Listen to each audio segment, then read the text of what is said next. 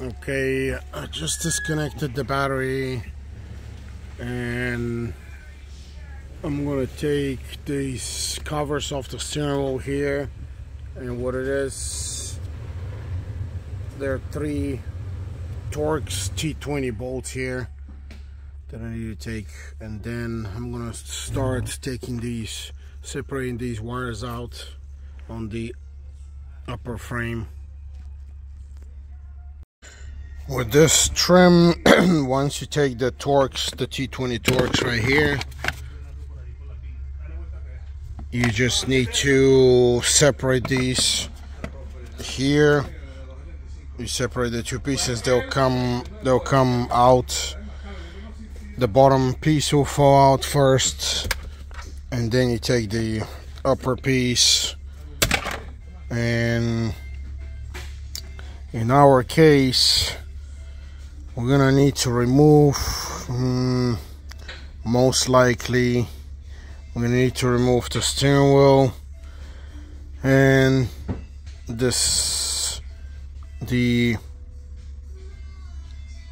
forgot the name of this thing, the Clockspring is what the name was, and this mechanism for the wipers and the blinkers, because this metal frame is gonna have to slide out this direction, and with this in the way it's not gonna happen. So that's what I'm gonna do next. I'm gonna try to take the wheel out and this mechanism. Okay, to get this steering wheel out of this Jeep, we're gonna need to reach these 3 different holes. You have these, one on the bottom, one on this left side, and there's one on the right side. And what you need to do is, if you can see the metal pin, that metal pin needs to be pushed out with a flat screwdriver. It needs to be pushed outwards. And see, it's sitting inside this, I think it's a rubber, kind of a metal type of a deal, or lock, and you just need to put a screwdriver right between this metal pin right here. And as you can see, I'm just pushing it to open, and there we go. It tries to go back, but once you push it out, you see it's out, and the steering wheel actually opened on this side. So you have to do the same thing for this pin here, the same way. You can see there's a metal pin right there, the same thing. You have to use a flat screwdriver and get it between the metal pin and the lock, and I just pushed it out. See, the bottom is out too, and you need to turn the steering wheel to the other side because you need the last pin right here, and same way you need to push a flat screwdriver right underneath, and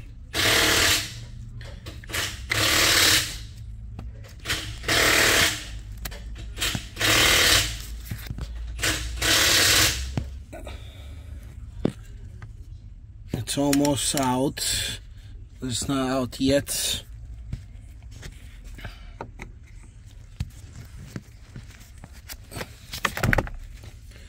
And once you pop it out, you see it actually pops out automatically.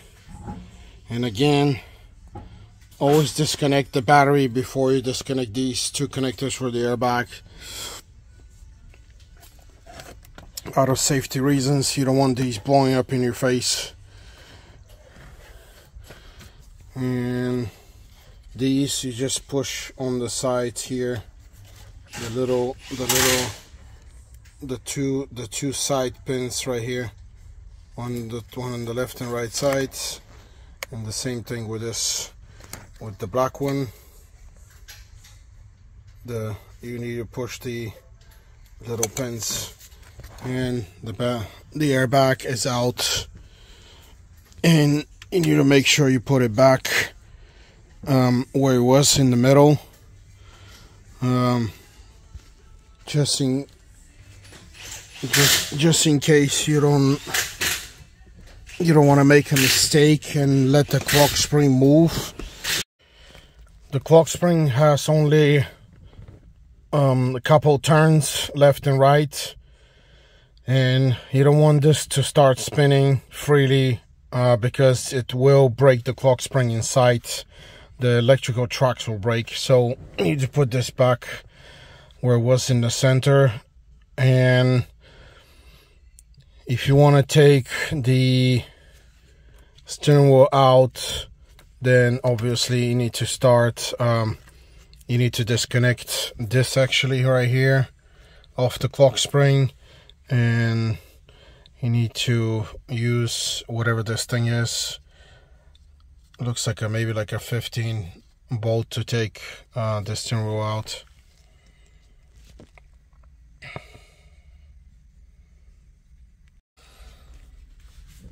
Okay, you want to take the steering wheel out. You need to disconnect this piece right here. That's the connection to the clock spring. These are the airbag wires. You just need to make sure they go through the hole when you take it out. And now you can release the steering wheel. The way you release it is with this bolt in the middle. It's 13 millimeter, and I'm gonna use an impact gun because it's faster. Once you take it out, I'm gonna advise you to make sure you mark this wheel where it is, because sometimes these wheels have a little notch that you can slide it back in. You cannot make a mistake. Possibly, you see the one on the top here. This is the notch in this case. It's the little flat space where the teeth stop, and there's a flat spot, and then you have the little dot on the steering wheel. But this is your guide of how this is supposed to go back, and I'm gonna anyway mark it again just in case. And again, this is what I'm gonna mark. You should not be able to make a mistake, because this steering wheel will only go if the flat spot matches the flat spot on the center, in the center shaft. But anyway, just as a guidance, just put it there, mark it, and you can use a black marker, whatever.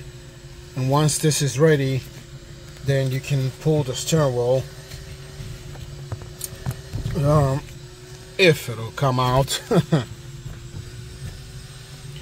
Okay, I need to use my two hands because this looks like it's stuck. Or no, actually, yeah, it's coming out. Once it comes out, get the wires through, leave the steering wheel on the side out of the way, and you need to make sure, this is the most sensitive part here, this clock spring must stay where it is, because these spin very easily. You wouldn't even realize. You're gonna get out of the car, you're gonna touch the wires, and it's gonna spin. So you need to make sure it doesn't spin, and it needs to stay in the same place. So I need to find a way to lock this. It looks like I can put something right here and just lock it in this place, or maybe I can just put a piece of tape across and just lock it in one place. If you're going to replace the clock spring or this mechanism, this is what you need to do. Actually, if you're replacing it, you don't need to lock it. You need to lock it just in case you're replacing maybe something small. Sometimes just one of these can be replaced, and then you can put it back, unless you can just replace this by itself while it's sitting here. It looks like maybe that's the case because it has a bolt here on the side, so maybe you wouldn't need to take it out. But yeah, in my case I need to lock this because I need to take this whole mechanism out, and I'm gonna reuse it. So in order to lock this clock spring, I'm using this space, and I'm gonna use this kind of a bolt lock, whatever it is, the ball joint nut locks. I forgot the name of this, but you get the point. You can use something here just to kind of lock this clock spring from moving left and right, and this is perfect. Should be okay. And the next thing is I need to take this this whole thing out, and from what I see, it looks like I need to get this bolt out here, and I need to get these two on the top, these right here, this one and this one, that looks like T20 Torx. So once you remove the T20 Torx, and you need to kind of push this right side higher so it goes over this ridge, the whole mechanism will come out, and you need to disconnect the plugs. So this plug is on the top, it has the lock here, and then okay, we have 3 more plugs here, and you get the point. You just disconnect them one by one. You shouldn't make a mistake putting this back because all of them are different. They will go only in one way, and this is it. This thing is out, and it's already locked, so it shouldn't be a problem. And you take this out. So this is how you take it out. If you want to put it back, you just put it back in reverse. And this is this ridge right here that I was telling you about, the steering wheel, this flat spot. So you shouldn't be able to make a mistake. It'll only go one way. So this is it.